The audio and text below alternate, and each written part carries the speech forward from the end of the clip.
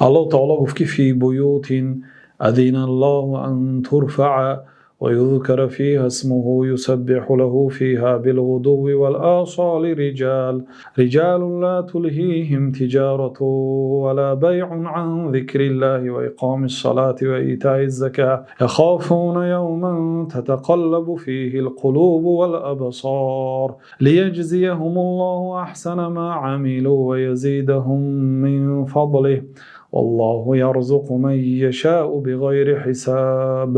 الله تعالی ثنا گفت به آنهایی که پول و مال دنیا، تجارت و کسب و کار آنها را از ذکر الله تعالی و از مسجدها و از نماز در مسجدها مشغول نمی‌سازند. الله تعالی گفت که فی بیوت، در آن خانه هایی که الله تعالی امر کرده است که قامت آنها برداشته شود و آنها آباد کرده شود، یعنی مسجدها باید آباد شود، هم از جهت مادی که این در بر میگیرد عمارت آن، تازگی آن، هم از جهت معنوی که این اساسی آباد کردن مسجد عبادت، یعنی آبادی معنوی هست. اگر یه مسجد زیبا باشد و کسی در آن عبادت نکنه، اون مسجد خراب است. باید در آن مسجد نماز گذاشته شود، تعلیم علم داده شود، به مردم حلال و حرام، عقیده صحیح را تعلیم داده شود، نماز و ذکر و قرائت قرآن باشد در مسجد. این آبادی مسجد است. و یذکر فیها اسمه، الله تعالی امر کرد که نام الله تعالی در مسجدها ذکر کرده شد، نه نام غیر الله تعالی.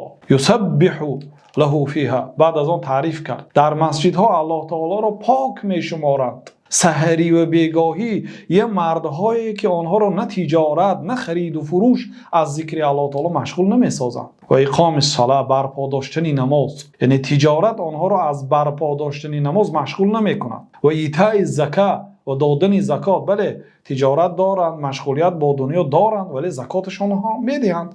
الله تعالی به این گونه مردم ثنا میگوید یخافون یوما تتقلب فیه القلوب والابصار. این گونه شخص ها میترسند از آن روزی که قلب ها و چشم ها قلب میآید، یعنی چشم ها از ترس و از دهشت آن روز و قلب ها و چشم ها چپه میشد. از ترس آن چشم به قفایش نگاه میکند، قلب ها دیگر خیل حرکت میکند از ترس و از دهشت آن روز.